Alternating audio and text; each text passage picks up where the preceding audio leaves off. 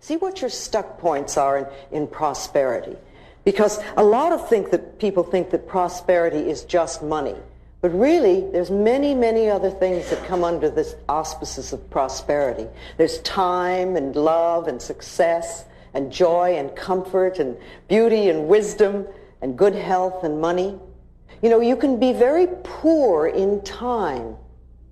If you feel really rushed all the time and always pressured, you have poverty in your time. But if you feel that you have all the time in the world and that whatever you want to finish, you'll get done and it will all happen, then you're really prosperous in time.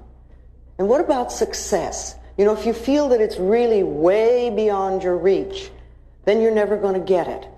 But if you feel that you can be successful, whatever that means to you, then that's wonderful. That's prosperity.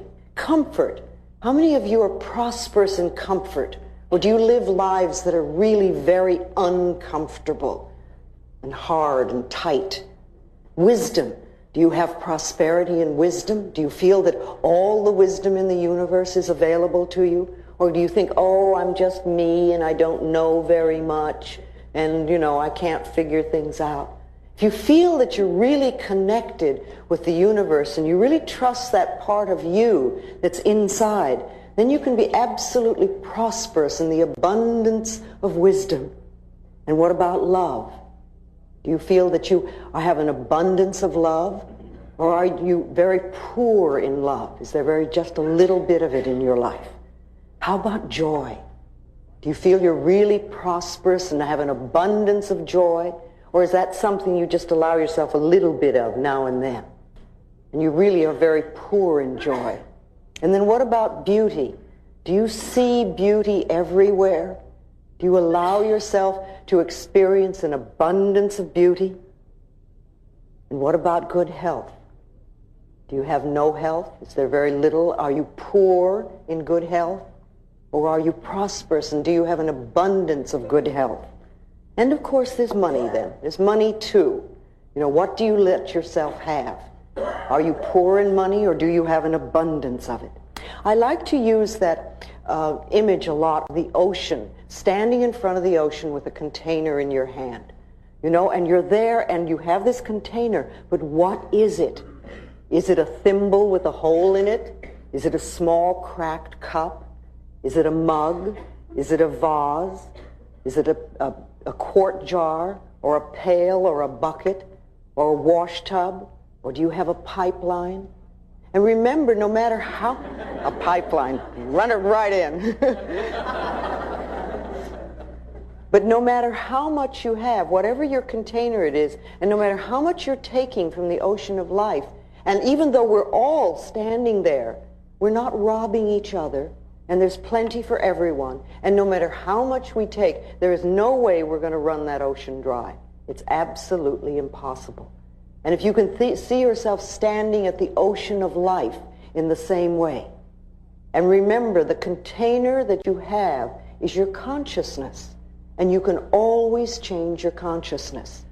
And it doesn't matter if you came from poverty, doesn't matter where you came from, and it doesn't even matter what your parents' beliefs were, or if they came from the Depression, or whatever, because it's your consciousness and what you're choosing to think and believe about prosperity and your ability to deserve it is what's going to create it for you. See, it has nothing to do with getting. People always think, oh, I want to get this or I want to get this. It's really allowing yourself to accept, which is a different concept.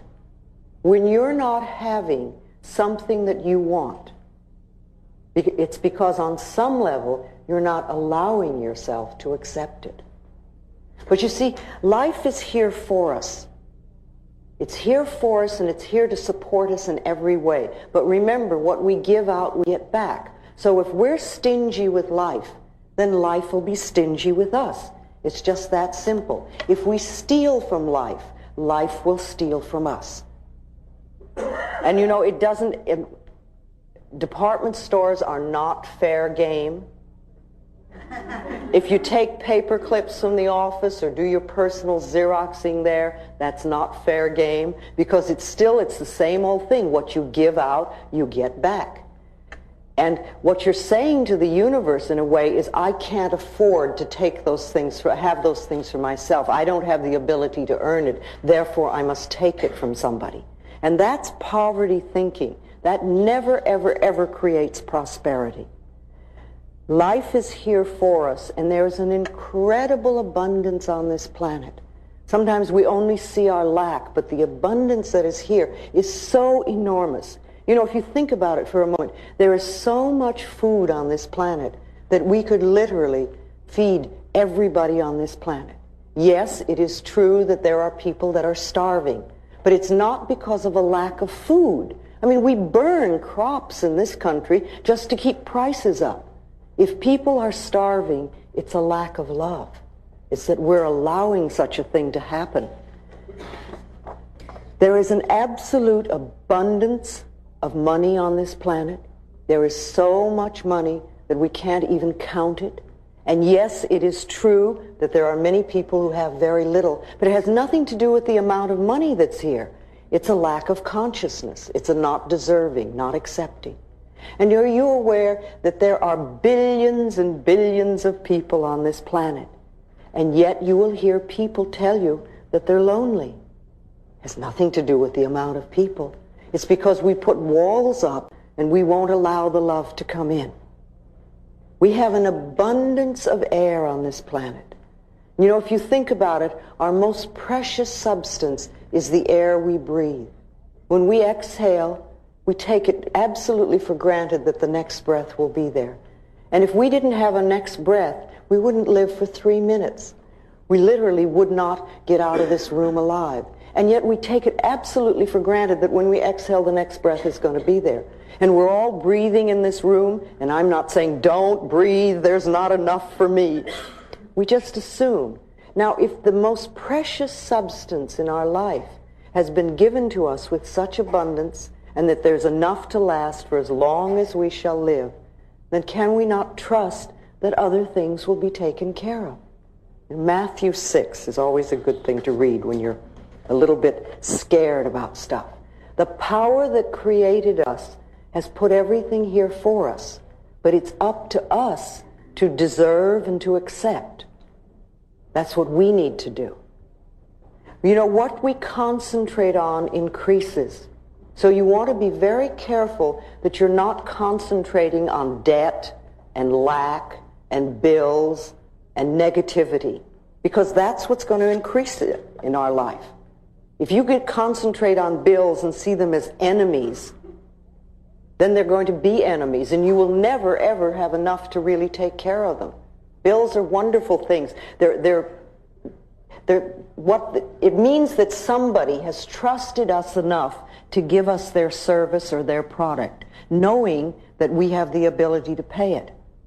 And if we can welcome those bills with love and rejoice, and when you write a check out to pay it or you pay a bill, absolutely rejoice that you're able to do it and know that what you're sending out is coming back to you.